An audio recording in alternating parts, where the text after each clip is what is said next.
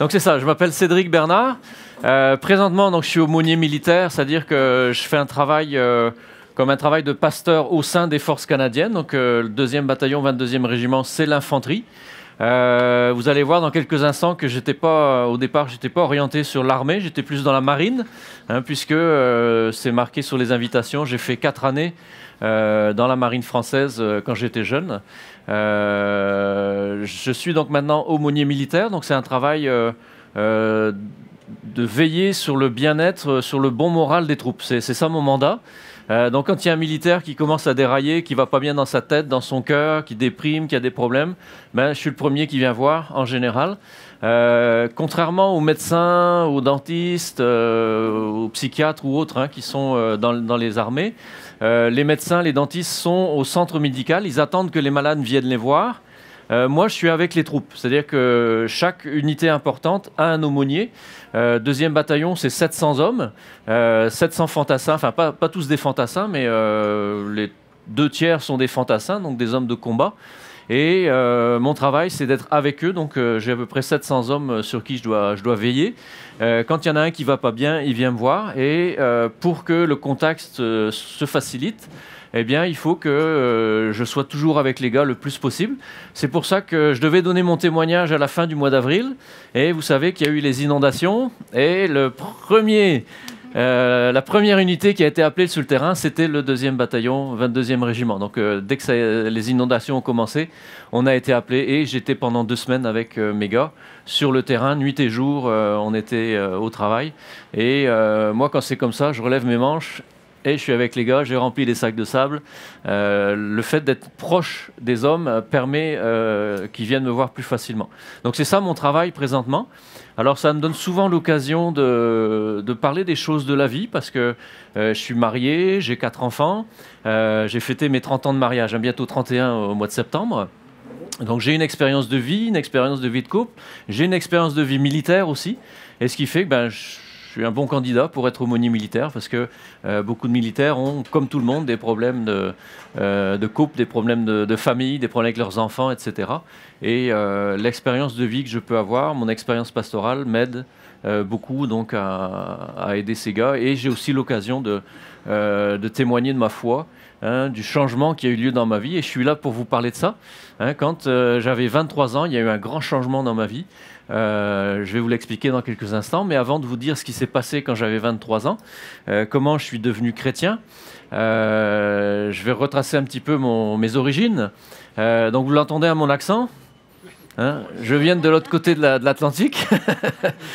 Je suis arrivé, j'avais 37 ans quand je suis arrivé ici au Québec.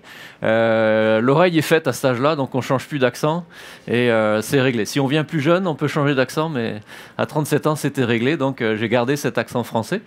C'est difficile de savoir d'où je viens parce que j'ai beaucoup bougé en France. Je suis allé en Suisse aussi. Quand je suis revenu de Suisse, j'étais encore jeune, j'avais un petit accent qui traînait comme ça. C'était l'accent du canton de Vaud. Donc j'avais pris un peu l'accent suisse, mais je l'ai perdu. Donc j'ai un accent qui est un petit peu international, puisque j'ai beaucoup bougé. Donc c'est ça, moi je suis originaire de France. Je suis né sur la frontière belge, donc tout à fait dans le nord de la France. On ne peut pas être plus au nord. Ma maison natale, ma maison d'enfance, où j'ai habité pendant 21 ans, elle était à 1 kilomètre de la frontière belge. Et un de mes jeux quand j'étais petit, c'était de passer clandestinement en Belgique.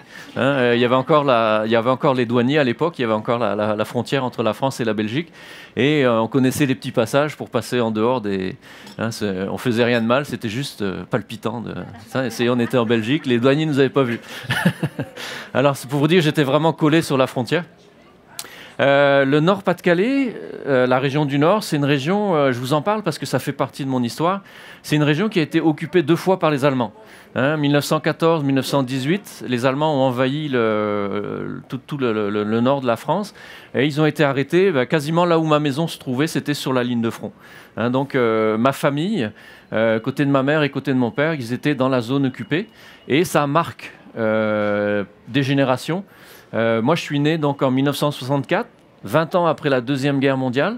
Et dans le traumatisme qu'il y a dans la région, dans le pays, dans la famille, les 2 guerres ont été marquantes. Les gens ont été occupés 2 fois. La Première Guerre mondiale a été plus dure que la Deuxième, puisque comme la ligne de front était pas loin, et que mes familles, mes grands-parents, pardon, je vais retirer ça, mes grands-parents étaient dans la zone occupée pendant plusieurs années. Ils ont connu la famine, hein. Les Allemands ont rançonné, c'est carrément qu'on appelle ça du racket, hein. On rackettait les populations civiles pendant 4 ans. Ils prenaient 80% des récoltes de blé, 70% des récoltes de pommes de terre, hein. Les Allemands prenaient tout ce qu'il y avait de bon à manger et ils laissaient que des miettes aux populations. Et les populations ont été affamées. Hein, la ville de Lille, la grosse ville dans laquelle, proche de chez moi, là, la ville de Lille, c'était 240 000 habitants au début de la guerre en 1914, recensés par les Allemands, donc après que les soldats soient partis. 240 000 habitants en 1914, 117 000 à la fin de la guerre. Les gens sont morts de faim, sont morts de la famine, des épidémies, etc. Ça a été une hécatombe et ça a marqué beaucoup les populations, mes grands-pères, mes grands-mères. Et puis la Deuxième Guerre mondiale qui est arrivée quelques années après, hein, c'est pas beaucoup de temps entre les deux. Là, c'était moins dur pour les gens de la région, mais encore une fois, hein, 4 années d'occupation. Donc moi, je suis né en 64, mais dans la mémoire collective, ma mère était traumatisée par la guerre, mon père était traumatisé par la guerre, et c'est sûr que ça faisait partie de ma culture, hein, la guerre, l'armée. Vous vous souvenez, vous êtes tous à un certain âge ici, hein, le temps de la guerre froide aussi, donc 1964, hein, c'est le début de la guerre froide, ça vient de commencer, jusqu'en 1989, hein, l'URSS qui est pas loin, le bloc de l'Est, c'était à 500 km de chez moi, hein, donc la distance Chicoutimi-Montréal, c'était les armées du bloc de l'Est qui étaient de l'autre côté de l'Allemagne de l'Ouest, hein, et la région où j'habite, c'était à peu près 500 km de chez nous, et toute mon enfance, toute mon adolescence, j'ai grandi dans la crainte de la guerre. Hein, c'était constamment la guerre froide. Et assez naturellement, quand je suis arrivé à l'âge adulte, je suis rentré dans l'armée. C'était comme un passage obligé. Avant d'arriver là-dessus, autre chose qui est important de vous dire, c'est que moi, je vivais dans une petite commune de à peu près 10 000 habitants, hein, dans une grosse agglomération. 10 000 habitants, c'était des franco-français.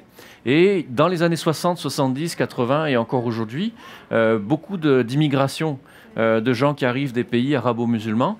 Et malheureusement, cette immigration se passe mal. Hein, on peut le voir quand vous allez en France, il y a des quartiers ghettos, hein, donc des populations qui se concentrent dans certaines villes, dans certains quartiers des villes. Et par exemple, donc moi, la petite commune où j'habitais, c'était que des franco-français, des blancs. Il n'y avait quasiment aucun arabe. À 100 mètres de ma maison, il y avait une autoroute qui passait. Et derrière l'autoroute, c'était un quartier d'immigrés, donc c'était 80, 90%, 70% de la population qui était arabo-musulmane, et donc des quartiers pauvres, avec beaucoup de gangs, beaucoup de violence. Et mon école, elle était de l'autre côté du quartier arabe. Quand j'ai eu 7 ans, donc mes parents m'ont mis dans une école publique. En France, on a le choix, hein, et la moitié des élèves sont dans l'école privée, souvent c'est des écoles catholiques, et écoles publiques. Dans les écoles privées, il y a quasiment aucun immigré. Dans les écoles publiques, c'est une forte concentration de population immigrée. Donc, quand j'allais à l'école, moi, je n'allais pas à l'école, j'allais à la guerre. Parce que, non, il fallait que je traverse le quartier, un quartier difficile. Tous les jours, je me battais avec ces gangs. Donc, moi, j'avais ma gang aussi. Je suis devenu un chef de gang. Et j'avais un gang de blancs, de franco-français, puis on se battait contre les arabes. Et ça a été toute mon enfance, de l'âge de 7, 8 ans, 9 ans, jusqu'à l'âge de 21 ans, quand j'ai quitté la région pour entrer dans l'armée. Donc c'est l'ambiance dans laquelle j'ai grandi, donc beaucoup de bagarres, beaucoup de violence. Et assez rapidement, je suis devenu un bagarreur, hein, j'étais assez bagarreur. Mais ça ne s'arrête pas là. À la maison, il y avait aussi de la violence. J'ai une mère qui était assez brutale. J'avais un père qui était très pacifique, très doux. J'ai dû recevoir 3 fessées de mon père dans toute mon enfance, mon adolescence, pas plus que ça. Avec ma mère, c'était tous les jours, c'était assez brutal. Et donc, j'ai grandi dans une ambiance de brutalité, de bagarre. Et puis, je ne sais pas si c'est l'humour du Seigneur, mais mon prénom, ça veut dire, c'est Cédric. Et Cédric, si vous savez ce que ça veut dire chef de guerre. Alors, je ne sais pas si j'ai un nom prémonitoire. Et Bernard, ça veut dire Bern. Bern, c'est l'ours. Hard, ça vient de l'allemand. Bernhard, c'est l'ours dur. Hein, donc, avec un nom comme ça, j'étais prédestiné à devenir militaire. Enfin bref. Donc c'est ça, à l'âge de 21 ans. Donc moi, j'ai fait des études techniques, scientifiques. J'ai fait un baccalauréat en génie électrique. Et puis j'ai fait aussi un baccalauréat raccourci parce que j'avais déjà des crédits, un baccalauréat en sciences physiques pures. Donc j'ai beaucoup étudié la matière, enfin tout ce qu'on appelle la physique, hein, la mécanique quantique, ceux qui connaissent ça. Donc j'étais un peu spécialisé dans la matière. Et donc quand je suis rentré dans la marine française à 21 ans, j'ai pris mon sac. Changer d'air, j'avais besoin de changer d'air. À l'époque aussi, j'étais fiancé. Je connaissais une jeune femme depuis 3 ans environ. On était ensemble pendant ces années-là. Et c'était une relation qui est bien sûr, avec le caractère que j'avais, avec cette violence qu'il y avait en moi, j'avais des relations difficiles. Et on a beau être amoureux, on se disputait, on était toujours à la limite de la bagarre physique. Donc quand je suis rentré dans la marine, c'était pour prendre le large, pour quitter la région et changer d'air, donc changer de région et changer complètement de situation. Donc je suis rentré dans la marine à 21 ans. Ça s'est bien passé pour moi. J'ai fait à peu près 1 an d'école militaire. Hein. J'ai fait 3 formations coup sur coup. Et comme j'étais assez intelligent, je veux le dire comme ça, j'ai passé les tests, j'ai tapé le plafond. Donc ils m'ont présélectionné pour monter rapidement en grade et pour devenir, à vitesse accélérée, devenir ingénieur sur les sous-marins nucléaires. Puis ça avait besoin de spécialistes. Et comme mes études m'y préparaient, très vite, dès que j'ai eu fini mon camp de recrue, l'école militaire s'est bien passée parce que j'ai fini premier de mon camp de recrue. J'étais assez physique, hein, assez en forme. Et puis j'ai fini premier du cours que j'ai fait ensuite comme électrotechnicien. Et tout de suite, on m'a envoyé sur le 2e cours. Au lieu d'aller naviguer pendant 2 ou 3 ans, ils m'ont tout de suite envoyé continuer la formation et faire le cours supérieur tout de suite après. Et donc, après 1 an, je suis sorti pas loin d'être ingénieur sur la centrale nucléaire. Donc, j'ai été affecté sur les sous-marins nucléaires. C'était la guerre froide, hein, je l'ai mentionné. On est en 1985-86. Et vous vous souvenez, hein, c'est l'escalade de la guerre nucléaire. Et donc la France était dans cette guerre froide contre le bloc de l'Est. Et les sous-marins nucléaires, le but de ces engins, la France avait 6 sous-marins comme ça, c'était de cacher des missiles nucléaires avec des bombes nucléaires. Hein, donc on avait 2 rangées de 8 missiles, 16 missiles. Chaque missile avait 6 bombes embarquées, hein, sur le missile. Et chaque bombe, c'était 12 fois Hiroshima. Hein, donc ça vous donne une idée de la puissance de feu d'un seul sous-marin. Et bien sûr, on était face à un ennemi, face à l'URSS. Et le but d'une patrouille, on avait un grand carré de 2000 km sur 2000 km dans l'Atlantique Nord. On était dans cette zone-là. Personne ne savait où on était, même pas les généraux français, personne ne savait où on était. Seul le commandant décidait de où il allait et il restait caché. Donc on faisait le moins de bruit possible. On ne montait jamais en surface. Pendant 2 mois et demi, des fois 3 mois, on était sous l'eau, enfermés dans la boîte. Et on était en guerre. Donc si jamais les soviétiques nous avaient trouvés, peut-être qu'ils ne nous auront pas fait de cadeau. Même si on n'était pas dans une guerre ouverte, éventuellement, il y a eu dans l'histoire, hein, de la guerre froide, il y a eu des fois des échanges de feu. Et on était vraiment en guerre. Alors, dans cette situation, j'étais en réflexion beaucoup par rapport à la mort. Hein, puisque quand on est en mer, on risque sa vie, on est en guerre. Et j'avais beaucoup de réflexions par rapport à la question de la mort et cette violence qui était la mienne, hein, dans mon cœur, dans ma tête, dans mes pensées, m'a amené beaucoup à réfléchir par rapport à la mort. Et j'ai toujours été intrigué par l'histoire de Jésus-Christ, sa crucifixion, sa résurrection. Ça m'a toujours intrigué. Donc dans ces années-là, quand je suis sorti de l'école militaire, je devais embarquer sur un sous-marin et on m'a empêché d'embarquer. On m'a dit, il y a des problèmes, tu ne peux pas embarquer sur ce bateau. Donc ils m'ont mis sur une voie de garage. Donc j'avais fini ma formation militaire, j'étais prêt à embarquer, mais on m'a dit tu vas aller dans un atelier en attendant. Tu peux pas embarquer sur les sous-marins. Je ne savais pas pourquoi à ce moment-là. Je l'ai su après. C'est que la jeune fille avec qui j'étais fiancé et avec qui j'ai rompu à un moment donné, elle était belge, elle était flamande, et dans sa famille il y avait beaucoup de communistes. Des syndicalistes communistes à l'appel dans sa famille. Et donc, quand j'ai dit que je voulais me marier avec ces jeunes filles, je devais le déclarer à l'armée. Et l'armée, ils ont fait une enquête sur sa famille. Il y avait c'était trop proche des communistes. Je ne l'ai pas su, mais on m'a dit tu ne peux pas embarquer, tu as un problème avec les services secrets, ils ne veulent pas que tu embarques. Donc, j'ai fini ma formation. J'ai rien à faire, je suis en double dans les équipes, dans les ateliers de la base sous-marine. J'ai pas vraiment un poste attitré, je suis là en attendant et je m'ennuie. Et souvent, ce que je fais le soir, je sors dans les bars, les boîtes de nuit. Et ça a été une période comme ça pendant 8 mois.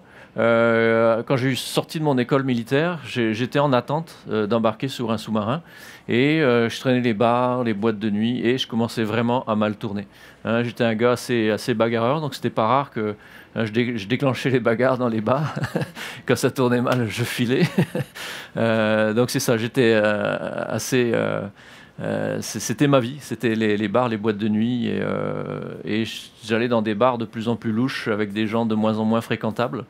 Et dans cette période-là, j'étais vraiment en question, j'étais mal dans ma peau, justement la question de la mort qui me travaillait, etc. J'étais en questionnement, j'étais en recherche de quelque chose. Et un jour, donc, je rencontre un collègue qui était mon chef d'équipe aussi, aux heures de pause à midi. Il était en train de lire la Bible. Et j'approche, je dis, je vois bien que c'est une Bible, ça ressemble.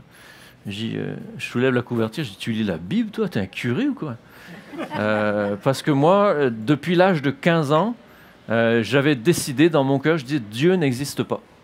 J'ai fait le catéchisme catholique quand j'étais petit, j'ai fait ma petite communion, ma grande communion. J'ai eu une espèce d'aspiration quand je faisais ma grande communion. Je me souviens, dans l'allée centrale de l'église avec le cierge pascal, et puis on allait allumer le cierge au gros cierge, et c'était la procession. Il y avait de l'encens. À l'époque, il y avait du monde dans les églises catholiques. Le soleil à travers les vitraux. Et là, je me suis dit, je vais être curé. Et donc, on finit la procession. Je sors de l'église.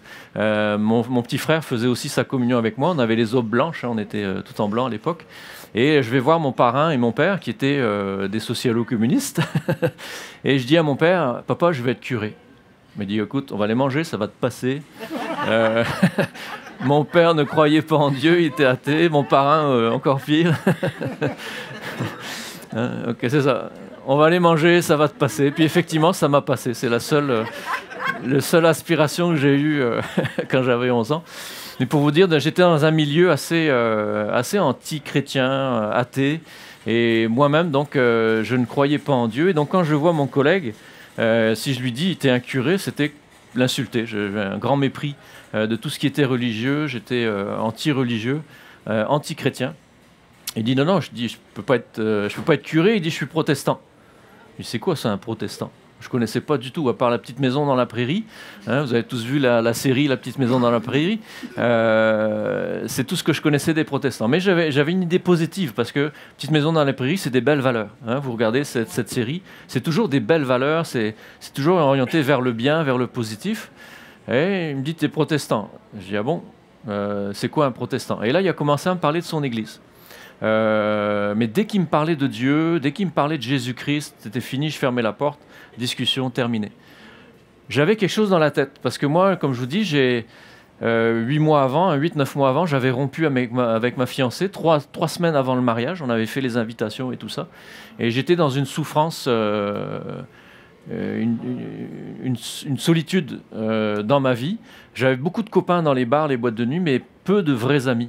J'étais assez infréquentable, et quand on est violent, quand on est bagarreur, pas beaucoup d'amis, hein, et j'étais souvent en conflit, ben, c'est ça, c'était mon problème. Et donc, dans cette période-là,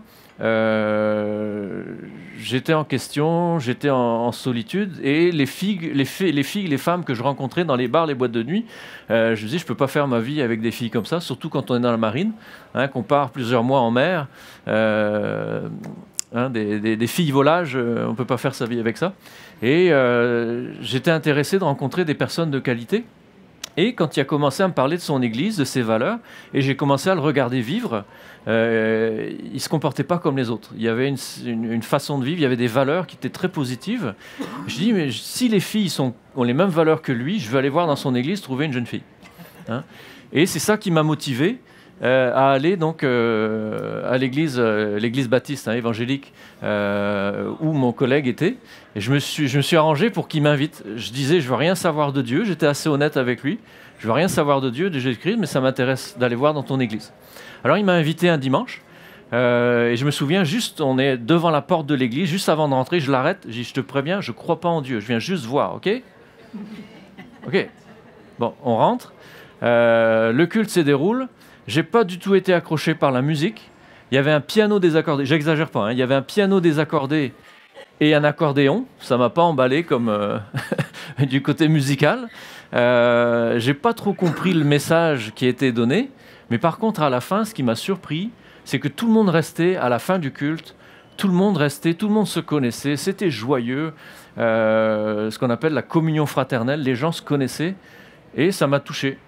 Moi, je me souviens quand j'étais petit, à la fin de la messe, hein, quand monsieur le curé disait « Allez dans la paix du Christ », tout le monde courait vers la sortie.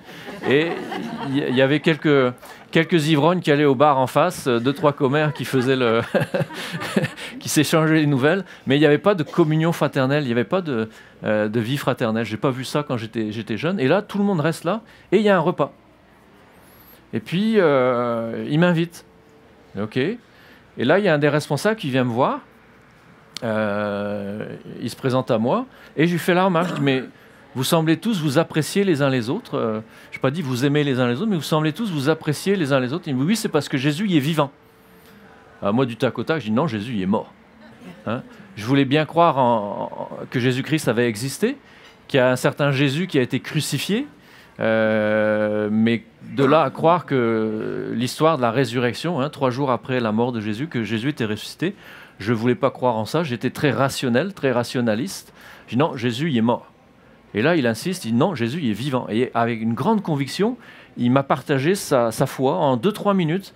Il m'a expliqué la première chose à faire, c'est de t'adresser à Dieu, de t'adresser à Jésus-Christ, de lui parler, il va te répondre. Et la première chose que tu dois faire, c'est demander pardon à Dieu pour le mal que tu as fait dans ta vie. On ne se connaît pas là.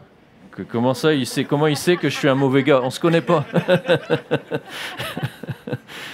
Mais voilà, c'est ça qu'il me dit. Je dis, bon, dans cette église, ils sont tous fous. Ils croient que Jésus est ressuscité. Je m'en vais. Donc j'ai refusé l'invitation à rester au repas. Je m'en vais, j'ai autre chose à faire. Je ne reste pas là. Mais toute l'après-midi, j'ai tourné en rond. À l'époque, je fumais. J'ai dû fumer un paquet de cigarettes dans l'après-midi. Tellement j'étais intrigué par cette histoire et la conviction de cet homme-là qui m'a dit « Jésus, il est vivant, si tu lui parles, il va te répondre ». J'étais vraiment intrigué. Et le soir, l'idée que Dieu existe, que Jésus-Christ éventuellement est ressuscité, mais l'idée que Dieu existe, et il m'avait dit, hein, cet homme-là, Dieu, il t'aime, il veut ton bien, il veut te pardonner, il veut changer ta vie. L'idée que Dieu s'intéressait à moi, alors que j'étais dans la solitude, dans la violence. Et je vous dis, quand c'est pas, je me souviens les dernières photos qu'on a pris de moi avant que je devienne chrétien. J'avais une tête, ça se voyait dans mon visage. J'étais dur, j'étais tombé dans une certaine méchanceté. Et je souffrais énormément de toute cette violence que j'ai vécue dans ma jeunesse, etc. Je l'ai mis sur l'invitation, hein, j'étais un écorché vif. Hein. Et donc, à chaque fois, j'avais des relations et je perdais mes amis. Hein, c'est ça. Et donc, j'étais dans une solitude intérieure, dans une certaine violence. Et l'idée que Dieu s'intéresse à moi, qui est vivant, qui veut une relation avec moi, ça m'a interpellé et ça me rassurait d'un seul coup. Parce que quand on va dans l'athéisme, qu'on dit Dieu n'existe pas, et qu'on pousse, et qu'on est logique, parce que moi j'ai toujours été logique avec moi-même. Si on dit Dieu n'existe pas, on est tout seul face à l'injustice, on est tout seul face à la violence, et il n'y a pas de loi qui doivent être respectées. La seule loi qu'on doit respecter, c'est la loi des hommes. Mais la loi des hommes, elle change. Quand j'étais jeune, l'avortement, c'était interdit. Il y a plein de choses qui... Aujourd'hui, tout est permis. Les hommes changent les lois. Pourquoi je ne les changerais pas moi-même? Dans ma logique, je me dis, si Dieu n'existe pas, il n'y a aucune loi qui doit être respectée, je fais ce que je veux. Et on peut aller très loin quand on fait ça. On est dans un esprit de rébellion. Et j'allais de plus en plus loin dans le mal. Et j'avais peur de moi-même. Et alors là, l'idée que peut-être que Dieu existe, et Dieu il t'aime, et Dieu veut une relation avec toi. Le soir, ce dimanche-là, j'étais comme rassuré. Donc le lendemain matin, quand j'ai vu mon collègue, d'habitude, alors il faut dire que j'habitais Brest, et la rade de Brest, c'est une espèce de grand plan d'eau qui fait 12 km de large, et la base sous-marine, elle est de l'autre côté du plan d'eau. Et tous les matins, il y avait 4 navettes, 4 bateaux qui partaient pour aller donc, sur la base sous-marine. Et en général, moi, je prenais la dernière navette au dernier moment, parce que comme je traînais les bars, les boîtes de nuit, j'avais du mal à me réveiller le matin. J'avais la gueule enfarinée, comme on dit, souvent la gueule de bois, et j'arrivais tout juste à la dernière navette, dernière minute, dernière seconde. Des fois, je sautais sur le bateau qui commençait à bouger. Oui, non, c'est pas... tellement je menais une vie assez rocambolesque. Et là, mon collègue, lui, était toujours le premier dans le premier bateau. Et là, ce jour-là, le lendemain, je me suis levé de bonne heure et je suis allé prendre la première navette parce que j'avais des questions à poser à mon collègue.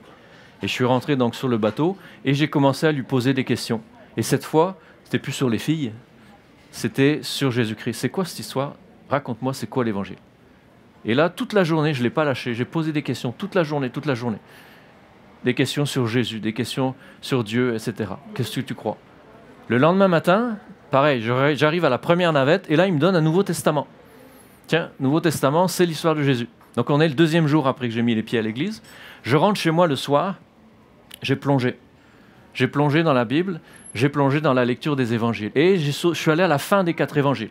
Vous savez que la Bible, c'est l'Ancien Testament, le Nouveau Testament. La deuxième partie, donc le Nouveau Testament, commence avec les 4 évangiles. Matthieu, Marc, Luc et Jean. Et là, je suis allé dans la lecture de la fin des 4 évangiles. Un moment où on commence à parler de la crucifixion, Jésus qui a été crucifié, et le récit de la résurrection. Et après la résurrection. Je lis la fin de l'évangile de Matthieu, la fin de l'évangile de Luc, de Marc, la fin de l'évangile de Jean. Et là, je dis, ouais, c'est peut-être plausible, c'est peut-être possible que Jésus soit ressuscité, parce que je comparais les récits, et ce n'était pas raconté d'une manière poétique ou comme une légende. Ça semblait plausible, la manière dont c'était raconté. Et le lendemain soir, donc le mercredi soir, je rentre chez moi, alors j'ai lu tard dans la nuit. Le lendemain soir, je recommence, je rentre chez moi, je n'enlève même pas l'uniforme, je plonge dans la Bible, et là je recommence l'évangile de Matthieu au début. Alors je ne sais pas quand est-ce que ça s'est arrêté, mais à un moment donné, en lisant l'évangile de Matthieu ou de Marc, je ne sais plus, je réalise qui est Jésus-Christ, sa perfection. Et puis, c'est ça le phénomène quand on lit la Bible. Non seulement c'est nous qui lisons la Bible, mais la Bible c'est un livre qui nous lit. C'est la parole de Dieu, et la parole de Dieu nous éclaire sur nous-mêmes, sur notre propre cœur. Et on se découvre soi-même, on se comprend soi-même en lisant la Bible. Et là, ce que je comprends vraiment, c'est que je suis un sale type. Je m'aperçois combien je suis noir dans mon cœur, chargé de violence, puis combien Jésus-Christ, lui, c'est la lumière. Et je suis en train de lire ce Nouveau Testament, puis pour préciser, j'avais 23 ans. Depuis l'âge de 14 ans, je n'avais jamais pleuré une seule fois. Tellement j'étais dur, j'étais fermé. J'ai jamais pleuré une seule fois. L'enterrement de mon grand-père, j'aimais bien mon grand-père. Quand mon grand-père est décédé, je n'ai pas versé une larme. J'avais 15-16 ans. J'avais un cœur dur, un cœur de pierre. Et là, donc, en découvrant Jésus-Christ, je me mets à pleurer. Et là, j'arrive plus à m'arrêter de pleurer. Et là, je me fâche. Je dis, mais c'est un livre de femmes. Et, parce que moi, dans ma conception, les hommes, ça pleurait pas. J'ai changé d'idée là-dessus. C'est les femmes qui pleurent. J'étais comme ça. Et là, donc, je me mets à pleurer parce que je me rends compte Dieu est en train de me parler. Et là, je me fâche, c'est un livre de femmes. Et je jette le livre, le Nouveau Testament, sur le mur. J'étais dans ma chambre, tout seul. Et au moment où je fais ce geste de jeter le Nouveau Testament, je fais ah, pardon.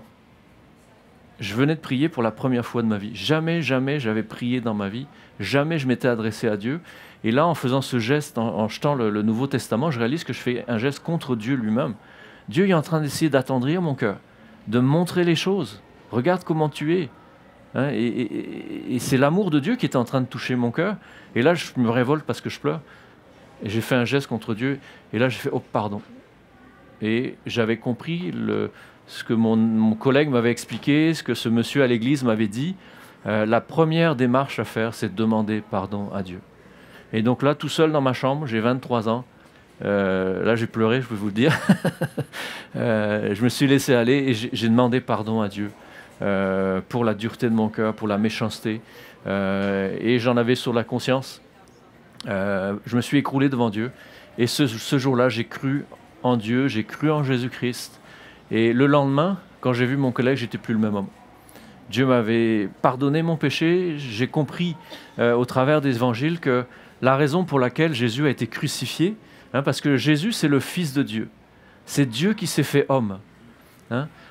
Toutes les religions, parce que depuis j'ai étudié les religions, après ma conversion, j'ai été appelé à être pasteur. Dans les 2 années qui ont suivi, j'ai pris une décision et j'ai quitté la marine française pour devenir pasteur. Et j'ai étudié, j'ai fait 3 années d'études théologiques, j'ai étudié beaucoup la Bible. J'ai étudié tous les livres de la Bible pour devenir pasteur. Et j'ai étudié aussi les autres religions. Et ce qui est remarquable, c'est que toutes les religions vous demandent d'essayer de faire des efforts, des bonnes œuvres, de pratiquer votre religion pour essayer de monter vers Dieu. Alors que le message de l'Évangile, le message de Jésus-Christ, c'est « Vous ne pouvez pas monter vers moi, mais moi je descends vers vous ». Et Jésus-Christ, c'est Dieu qui se fait homme, qui vient habiter parmi nous, qui vient nous donner ce message d'amour et de pardon. Et Jésus-Christ, le Fils de Dieu, a décidé de donner sa vie sur la croix. Il a été crucifié, il a accepté de se laisser crucifier. Il aurait très bien pu s'en échapper, mais il a accepté de se laisser crucifier volontairement. Il a donné sa vie pour que Dieu puisse nous pardonner nos péchés tout en étant juste. Peut-être un peu bizarre, si je dis là, je vais l'expliquer. Admettons, je vais prendre une image.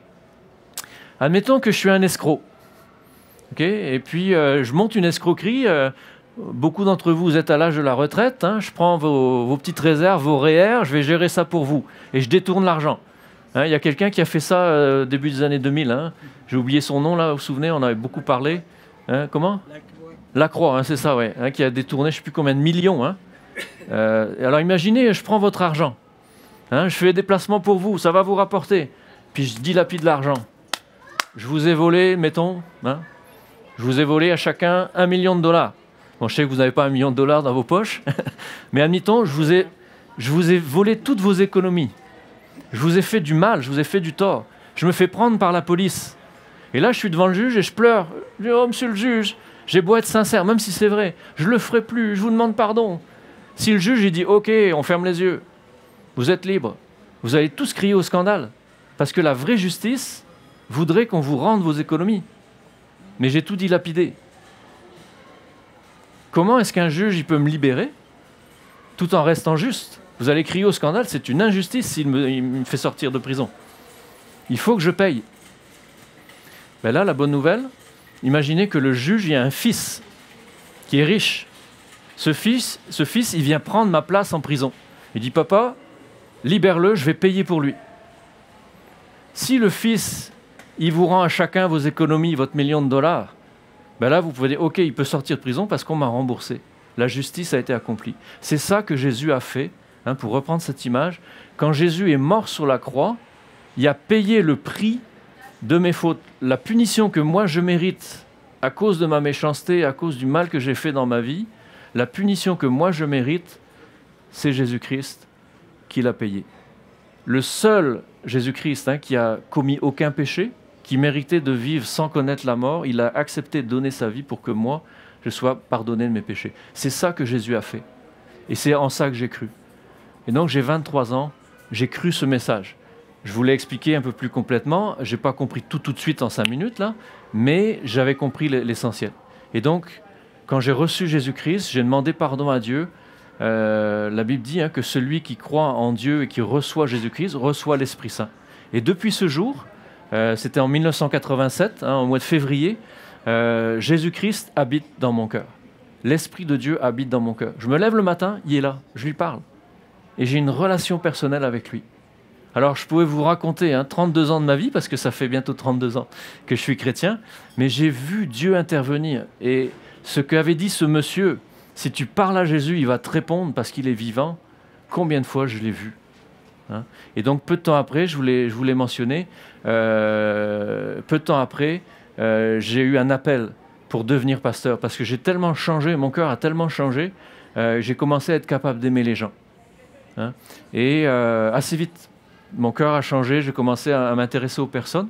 Et dans l'église dans laquelle j'étais, donc l'église baptiste, ils ont dit, mais toi, tu as un don, il faudrait que tu sois pasteur. Et je l'ai vu, j'ai prié Dieu. Et donc 2 ans après être devenu chrétien, après avoir navigué plusieurs fois donc, dans les océans, j'ai décidé de mettre fin à ma carrière d'ingénieur. J'ai refusé des contrats. Le jour où on m'a proposé des contrats très intéressants, je les ai refusés. Je voulais devenir pasteur. Et donc c'était en 1988 que j'ai quitté la marine française. Et je pourrais raconter tellement d'interventions de Dieu dans ma vie. J'ai vu combien Dieu a pris soin de moi tout le temps. Donc j'ai quitté la marine en 88 et je suis allé tout de suite, je me suis marié 6 jours avant de quitter la marine. Donc ma femme a marié un marin. Et 6 jours donc avant de quitter la marine, je me suis marié le 24 septembre 88. Et tout de suite, on est parti en Suisse pour étudier la théologie, donc pour que je devienne pasteur. Ma femme a fait les études avec moi aussi. Elle n'est pas là ce matin puisque mon garçon termine son école aujourd'hui. Il y a une, comment on appelle ça, une remise de diplôme, c'est ça. Donc mon épouse n'est pas là. Mais tout de suite, on est parti en Suisse. Et avant de commencer les cours, il y a une retraite qui était organisée par un pasteur. Et le thème que le pasteur a choisi, c'était « Dieu a besoin d'officiers dans son armée ». Alors, l'humour de Dieu, je quittais l'armée française le 1er octobre et le 3 octobre, on me dit, ben voilà, Dieu cherche des officiers pour son armée. C'est une image pour dire Dieu a besoin de pasteurs, de gens qui vont conduire l'église. Et donc, j'ai toujours eu rapport avec l'armée puisque quand je suis revenu après mes études, j'étais pasteur à Brest dans l'église où je m'étais converti. C'était 23 000 marins militaires, Brest. Donc il y avait des militaires dans mon église, j'étais toujours en rapport avec l'armée, j'ai eu une carte d'aumônier bénévole, je pouvais aller sur les bateaux. Après ça, je suis allé dans le centre de la France, j'ai commencé une nouvelle église à Tours pendant 4 ans. Et là, c'était une grosse base de l'armée de l'air. Une grosse base aérienne. Quand on est arrivé au Québec, on est arrivé à Chicoutimi directement, c'est Bagotville. Et donc, j'ai toujours eu des rapports avec l'armée. Et donc, en 2014, 2015, j'étais un peu fatigué dans le ministère pastoral. Un aumônier militaire m'a appelé, dit est-ce que tu veux revenir dans l'armée ? On a besoin d'aumôniers militaires. Donc voilà, c'est mon cheminement. Alors, vous dire que oui, j'ai cru en Jésus-Christ en 1987, mais jamais, jamais, Dieu ne m'a abandonné. Et une des promesses de la Bible, quand on croit en Jésus-Christ, la Bible dit à tous ceux qui croient en son nom, à ceux qui l'ont reçu, il a donné le pouvoir de devenir enfants de Dieu. Le Notre Père, que peut-être vous connaissez, vous qui êtes catholique, le Notre Père, c'est une prière que Jésus a enseignée, mais ça traduit cette réalité. Dieu est mon Père, et je vis une relation d'enfant avec lui, et un bon Père, ça prend soin de ses enfants. Jamais, jamais, je n'ai regretté de m'être tourné vers Dieu, d'avoir reçu Jésus-Christ, d'avoir cru en lui. Alors c'est comme un appel que je vous lance à chacun. On ne va pas faire un appel en bonne et due forme, mais si ce message, si ce que je vous ai dit ce matin, ça a touché votre cœur, je vous invite vraiment, personnellement, chez vous, dans votre cœur, à vous adresser à Dieu, à faire appel à lui. Éventuellement, les personnes qui vous ont invité, parler avec eux, discuter avec eux. Éventuellement, si vous le voulez, moi je suis à disposition. Je suis aumônier militaire, mais je suis toujours pasteur.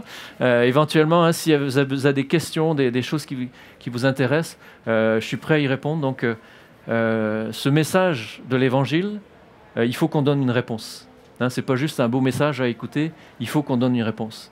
Et Jésus-Christ et Dieu vous appellent, nous appellent chacun à le recevoir, à croire en lui. Et je peux vous dire, ça change la vie. Hein. Je ne suis plus le même homme, Dieu m'a transformé et je n'ai jamais regretté d'avoir suivi Dieu partout. Je pourrais vous faire un autre témoignage, hein, le cheminement qui nous a amenés au Québec, on a vu vraiment la main de Dieu et puis toujours, il a pourvu à nos besoins. Alors que Dieu vous bénisse, hein, que ce message vous soit en aide.